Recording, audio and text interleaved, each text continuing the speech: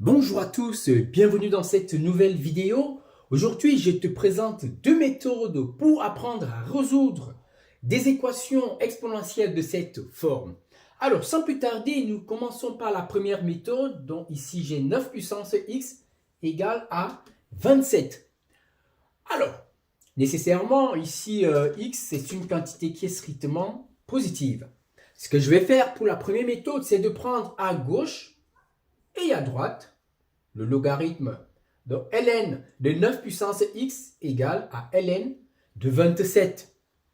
À partir de là, je vais utiliser une propriété du logarithme qui me dit que ln de a puissance b, c'est b ln de a. Donc, ln de 9 puissance x, c'est x ln de 9. Et ça, c'est donc égal à ln de 27.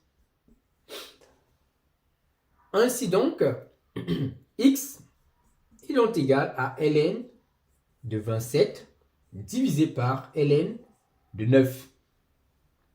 Or, qu'est-ce qu'on sait de 27? On sait que 27, c'est 9 fois 3.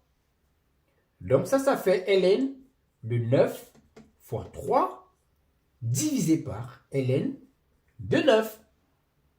On sait une autre chose, c'est que ln de a fois b, c'est ln de a plus ln de b. Donc, x est égal à ln de 9 plus ln de 3 divisé par ln de 9.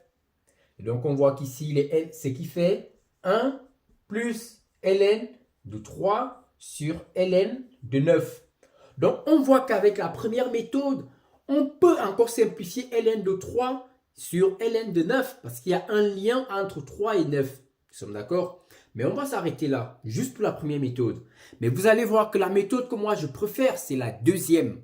Pourquoi? Parce qu'elle me permet d'écrire un lien direct entre 9 et 27. C'est-à-dire, je sais que 9, c'est 3 au carré et 27, c'est 3 au cube. Donc, à gauche et à droite, je vais remplacer 9 par 3 au carré et 27 par 3 au cube.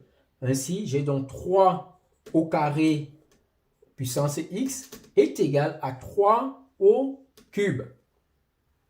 En utilisant la propriété des puissances qui me dit que a puissance n puissance m, c'est a puissance n fois m. Donc ici, j'ai 3 puissance 2x est égal à 3 au cube. Étant donné que je travaille sur la même base du logarithme, donc je peux correspondre que les puissantes sont les mêmes et dire que 2x est égal à 3, ce qui me donne que x est égal à 3 demi. Donc, ça signifie quoi? Si on simplifie cette expression, on va trouver que cette quantité vaut en fait 1 demi, de sorte que 1 plus 1 demi me donne 3 demi. Donc, dites-moi en commentaire laquelle des deux méthodes vous préférez. La première, parce qu'en fait, avec la première, on peut s'arrêter là, sans forcément chercher à simplifier, c'est correct. Mais la deuxième, c'est plus esthétique.